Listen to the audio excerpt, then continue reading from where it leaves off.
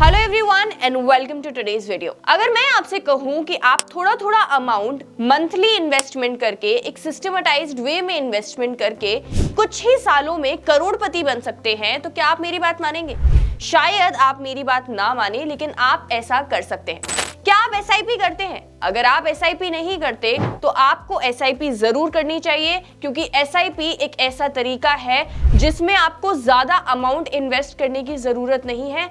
लेकिन अगर आप एक डिसिप्लिन के साथ इन्वेस्टमेंट करते हैं पर मंथ बेसिस पे, even with a smaller amount, और उस इन्वेस्टमेंट को लॉन्ग टर्म तक करते हैं, तो आप लॉन्ग टर्म में करोड़पति बन सकते हैं। तो अगर आप एसआईपी नहीं करते हैं तो आज का वीडियो आपके लिए इंपॉर्टेंट होने वाला है, क्योंकि हम बात करने वाले हैं कि एसआईपी क्या होती है, एसआईपी को आप कैसे कर सकते हैं, और कुछ ऐसी कॉमन मिस्टेक्स के बारे में बात करने वाले हैं जो आपको एसआईपी करते वक्त नहीं करनी चाहिए। वीडियो में आगे बढ़े उससे पहले अगर आप हमारे चैनल पर नए हैं तो हमारे चैनल को प्लीज सब्सक्राइब कर लीजिए, बेल आइकन को प्रेस कर दीजिए, जिससे ऐसी और वीडियोस की नोटिफिकेशन आपको मिलती रहे। और अगर आप एसआईपी करना चाहते हैं तो उसके लिए एक डीमैट अकाउंट की जरूरत पड़ेगी। डिस्क्रिप्शन में लिंक दिया गया है, आप जाकर वहां से अपने लिए एक डीमैट अकाउंट ओपन करवा सकते हैं फ्री में, और रेफर एंड अर्न भी कर सकते हैं। चलिए अब जल्दी से मैं आपको ये बता देती हूँ कि आज के वीडियो में हम क्या क्या कवर करने वाले हैं। तो सबसे पहले बात करेंगे व्हाट इज एन एसआईपी, उसके बाद बात करेंगे how to set up an SIP,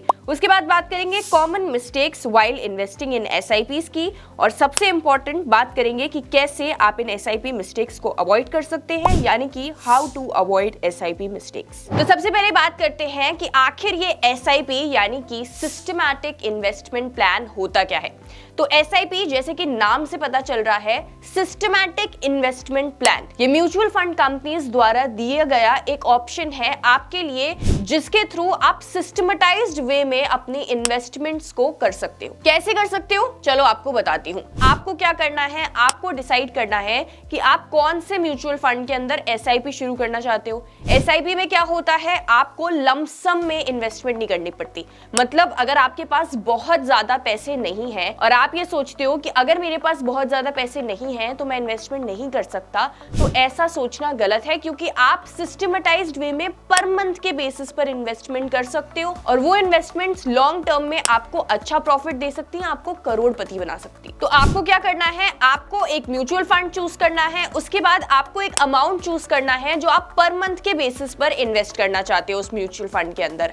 अब आप जो पर मंथ अमाउंट सेट करोगे वो आपके बैंक अकाउंट से ऑटोमेटिकली उस डेट को डिडक्ट हो जाएगा, जो डेट आप पर मंथ के बेसिस पर चूज करते हो, और वो अमाउंट उस म्यूचुअल फंड में इन्वेस्ट हो जाएगा, जिससे जो म्यूचुअल फंड है वो उन कंपनीज के अंदर इन्वेस्टमेंट कर देगी जिसमें वो इन्वेस्टमेंट्स करते हैं। जैसे कि अगर आप एक इंडेक्स फंड में एसआईपी करते हो तो निफ्टी 50 में जितनी भी टॉप कंपनीज हैं उन सब में आपका पैसा लग जाएगा। वहीं अगर आप स्मॉल कैप फंड में इन्वेस्टमेंट करते हो तो जितनी भी स्मॉल कैप कंपनीज हैं उसमें आपका जो पैसा है जो आप एसआईपी के थ्रू इन्वेस्ट कर रहे हो वो इन्वेस्ट हो जाएगा। तो चलो अब मैंने आपको ये क्लियर कर दिया कि एसआईपी होता क्या है, और दूसरी चीज कि आप एसआईपी कैसे कर सकते हो।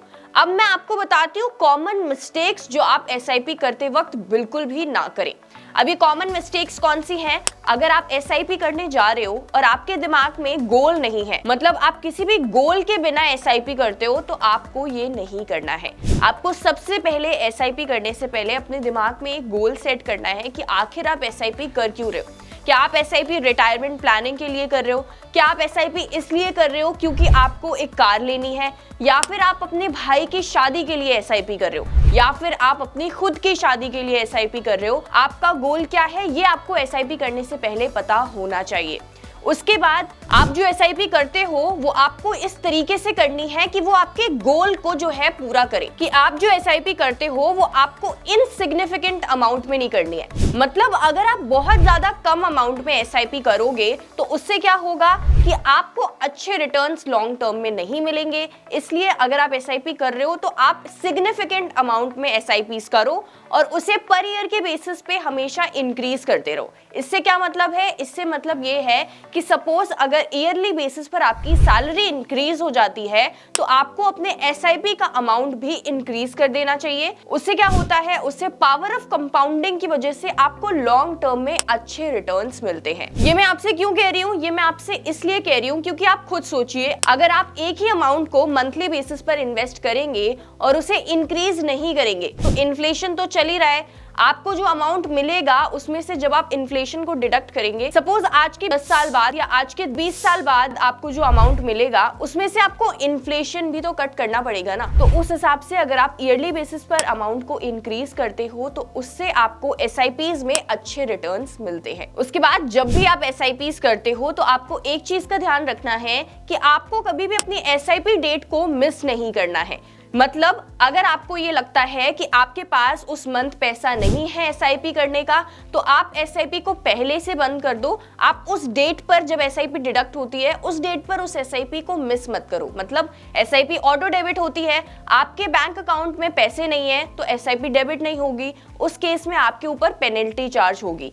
तो ऐसा ना करें, आप पहले से एसआईपी को बंद कर दें अगर आपको ये लगता है कि उस मंथ मेरे पास इतना अमाउंट नहीं रहेगा कि मैं एसआईपी कर पाऊं। सेकेंडली, अगर आप एसआईपी कर रहे हो तो आपको डाइवर्सिफिकेशन को फॉलो करना है लेकिन ओवर डाइवर्सिफिकेशन नहीं करना है। देखिए, जब आप म्यूचुअल फंड्स में इन्वेस्टमेंट करते हो तो आप एक चीज जान लो कि ऑलरेडी आपकी इन्वेस्टमेंट डाइवर्सिफाइड है, क्योंकि आपकी इन्वेस्टमेंट किसी एक कंपनी में नहीं लग रही है, आपकी इन्वेस्टमेंट काफी सारी कंपनीज में लग रही है, तो इट इज ऑलरेडी डाइवर्सिफाइड।